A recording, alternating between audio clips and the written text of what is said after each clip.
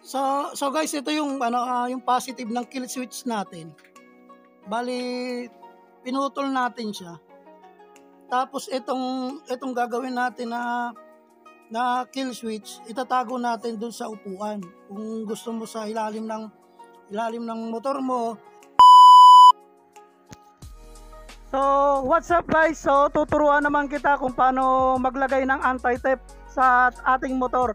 Kasi minsan pag nagpa-park tayo sa mga madidilim, hindi tayo minsan na safety. So, halagang 20 pesos lang guys, makakagawa ka na ng anti-theft sa ating motor. So, panoorin mo to guys hanggang sa dulo. May papakita lang ako sa iyo guys.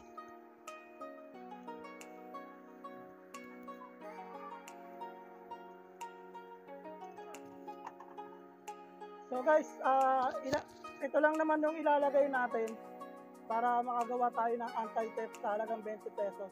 Kasi kung bibili ka pa ng anti-theft, mga nasa 300 pa o yung labor pa.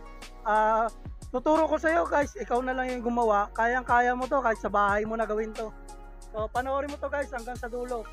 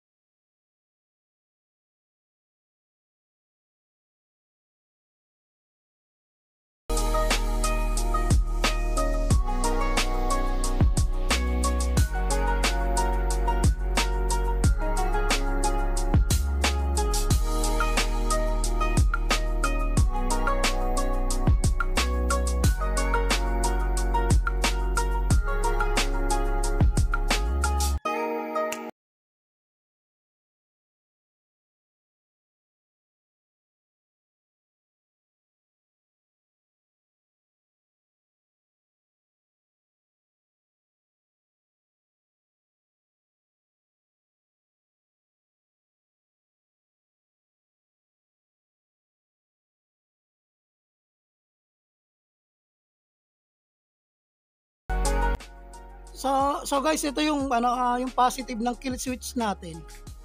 Bali pinutol natin siya. Tapos itong gagawin natin na kill switch, itatago natin dun sa upuan. Kung gusto mo sa ilalim ng motor mo, hindi pag ito sinusian nila, hindi mapapaandar yung motor mo hangga't di mo ino-on dito. Hindi mo to ino-on. So, panoorin mo, pakita ko sa iyo guys kung paano ko ginawa.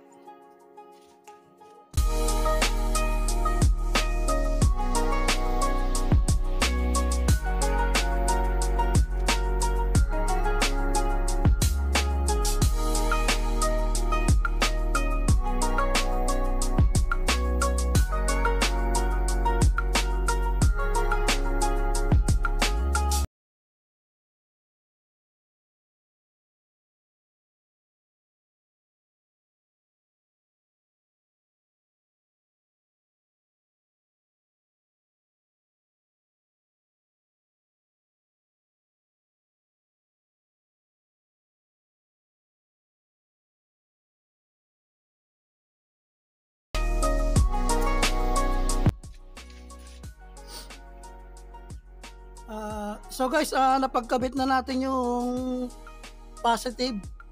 Pinutol lang natin yung sa positive niya papunta dun sa may battery. Sa power supply ng motor natin, yung kulay pula. So ang ginawa ko lang diyan na pinagduktong ko lang silang dalawa. Ayan guys, pinagduktong ko lang sila. Bali ang purpose nito, pag ino-open mo siya, tsaka lang tatakbo yung motor mo. Pero pag hindi mo siya ino-open, tapos sinusian mo rito, hindi tatakbo yung motor mo. So, papakita ko sa iyo guys. So, ulitin ko pag ito nakapatay, itong ginawa mo, hindi tatakbo yung motor mo kahit susian mo yung motor mo. Kahit susian mo siya, pag ito nakapatay. So, tara, umpisa natin.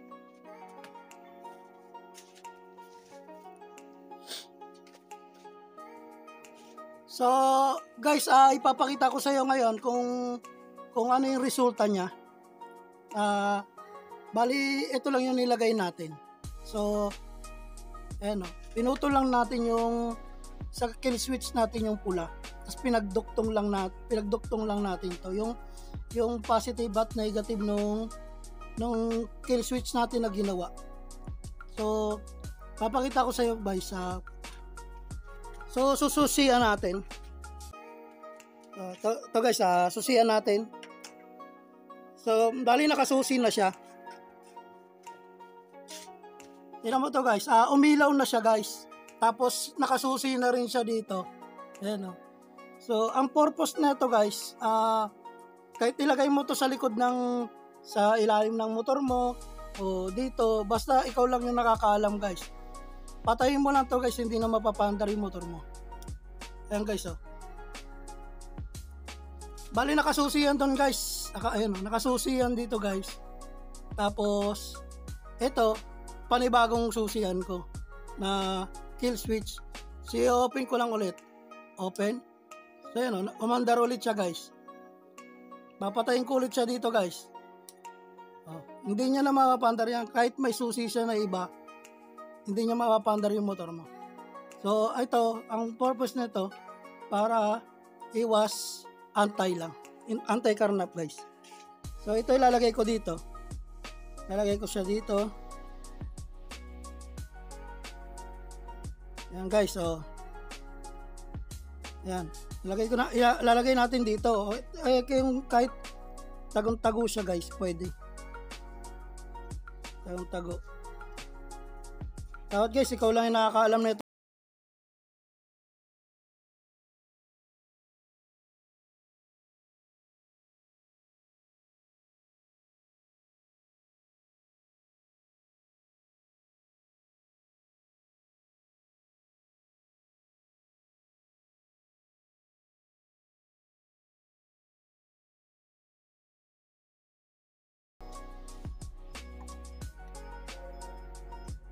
Ayan guys,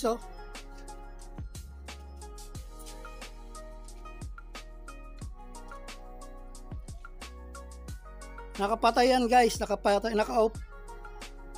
Yan, naka-off siya, letter O, off. Tapos, ang gagawin lang natin, i-open lang natin. Ito to. Open natin. So, iilaw lang siya guys. Yan. So, patayin natin sa susian guys. Yan, nakapatay na siya guys. Balta, i-off natin dito guys. Yan.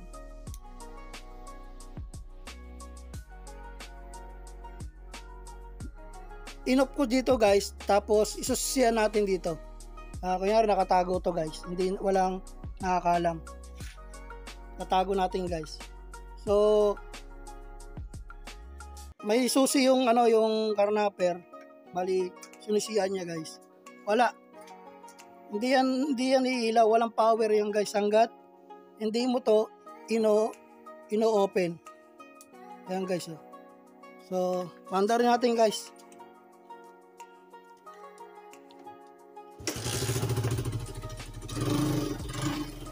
Alam mo guys, umaandar na siya guys. May power siya. Bali, ang gagawin natin, patayin natin dito sa ginawa nating kill switch. Guys, pamatay.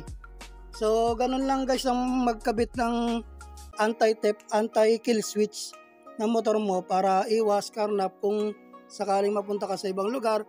Pwede mo siyang lagay dito sa may ilalim ng motor mo. Pwede mo siyang ilagay doon sa loob ng compartment mo. Pwede mo siyang ilagay dito sa GB box mo. Gawa ka lang ng mahabang wire. Ipasok mo dito sa may sa bearings mo. So, sana nakatulong ako ng 20 pesos lang ang halaga ng anti-theft na ginawa ko.